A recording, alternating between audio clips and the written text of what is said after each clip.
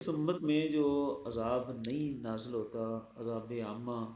اور گستاخ رسول کی جو اتنی کڑی سزا رکھی گئی، اس پر بھی علماء نے جو تصریحات بیان فرمائی ہیں کہ اس میں معافی کی گنجائش نہیں ہے۔ سید عالم صلی اللہ علیہ وسلم رحمۃ اللہ عالمین صلی اللہ علیہ وسلم ہو کر بھی اور لا تثریب علیکم اليوم کا اعلان کر کے بھی اپنے خطر کو معافی نہیں دے رہے، اس کا سبب یہ تھا کہ گستاخ کا وجود خدا کے قہر کا سبب بن جائے۔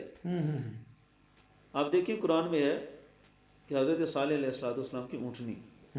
وہ ایک اونٹنی تھی،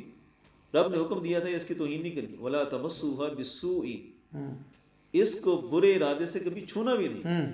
ایک اونٹنی کی توہین ہوئی، رب نے پوری قوم پر عذاب نازل کیا۔ یعنی نبی کی اونٹنی کی توہین ہوئی تو رب نے تو پوری پوری قوم پر برباد عذاب آ گیا۔ یہ مولانا روم صاحب علیہ رحمہ نے بڑے کمال انداز سے لکھا، از خدا جو یہ توفیق ادب، بے ادب محروم گشت از لطف رب، کہ اللہ سے توفیق مانگو ادب کی، کہ بے ادب جو ہے وہ اللہ کی رحمت سے محروم ہوتا ہے۔ اور آگے جو کہا، بے ادب خود را نہ داشت بد، بلکہ آتش اندر ہمہ آفاق زد۔ مولانا صاحب فرماتے ہیں بے ادب جو ہوتا ہے نا، وہ اپنے آپ کو ہی بدبخت نہیں بناتا،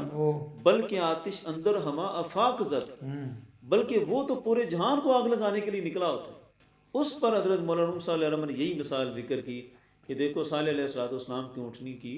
وہ ٹانگیں کاٹنے والے وہ سارے نہیں تھے، وہ چند بندے تھے،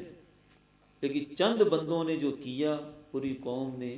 سکوت اختیار کیا، ان کو روکا نہیں۔ جو رب کا حکم تھا کہ اونٹنی کی عزت و تکریم کر کے اونٹنی کے ساتھ اچھا سلوک کر کے رہنا ہے، وہ نہ کیا تو عذاب میں پھر پوری قوم گرفتار ہوئی۔